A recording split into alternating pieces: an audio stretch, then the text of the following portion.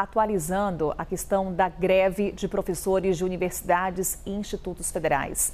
Depois de quase 2 meses, chegou ao fim essa paralisação. O Renan Fiuza vai trazer para a gente as informações ao vivo. Enfim, teve acordo entre as categorias e governo federal, né, Renan? Conta para a gente o que ficou acertado. Bom dia mais uma vez. Tudo bem, Carol? Ótimo dia para você, uma boa semana para todo mundo. Pois é, depois de uma longa discussão, de muitas indas e vindas, a gente tem aí o fim dessa greve, né? Foi uma negociação, como eu disse, extensa. O sindicato aceitou alguns pontos que foram propostos pelo governo federal e aí eu trago quais eram, né, as principais reivindicações da categoria. Um reajuste salarial para os docentes e também havia uma discussão que a categoria batia muito na tecla, que era a questão da carga horária, de uma portaria que foi mudada e eles queriam alterar, né, esse movimento aí de trabalho e também de carga horária, a maneira na qual também eles registravam a entrada e saída, ou seja, o jeito que eles batiam o ponto. Tudo isso ficou acordado, a proposta foi feita pelo governo federal e foi aceita pelo sindicato.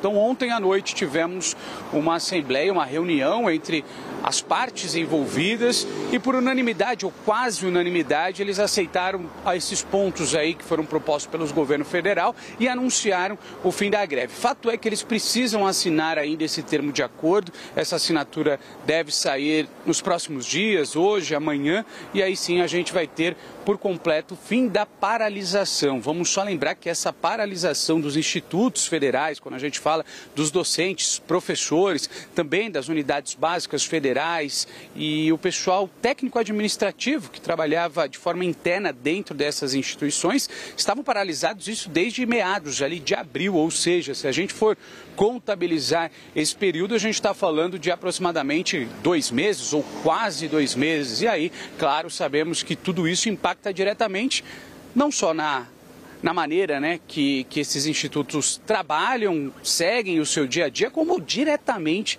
na realidade dos alunos dos institutos federais. A gente trouxe aqui, ao longo também dos últimos tempos, o presidente Lula falando a respeito da paralisação, que não concordava, que já era hora de colocar um fim, um ponto final, e de fato agora a gente tem esse anúncio saindo ontem à noite, depois de uma assembleia. Foi uma longa assembleia, votação, mas eu trago para vocês aqui, como eu havia dito já, que os sindicatos, né, decidiram, e boa parte dos sindicatos decidiram por aceitar essas propostas que foram feitas pelo governo federal. O fato é que agora a gente vai analisar e entender os próximos passos a respeito dessa história, porque a gente tem essa assinatura que deve acontecer por parte dos sindicalistas, aceitando a volta ao trabalho, mas, sobretudo, quais serão os impactos, né, nessa volta, porque a gente está falando do ano letivo que mal tinha começado e meses depois os institutos federais anunciando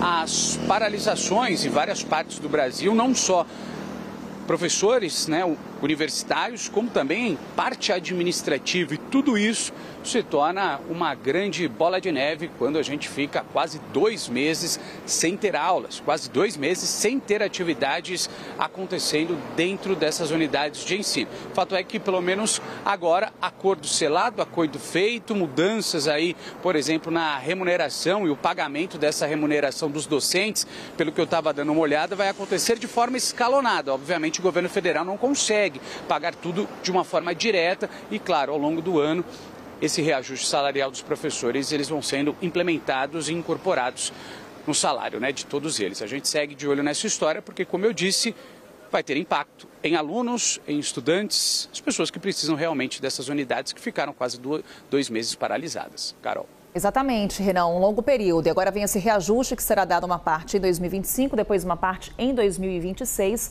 também de olho nessas contas do governo e, claro, o prejuízo para esses alunos também que ficaram quase 2 meses sem aulas.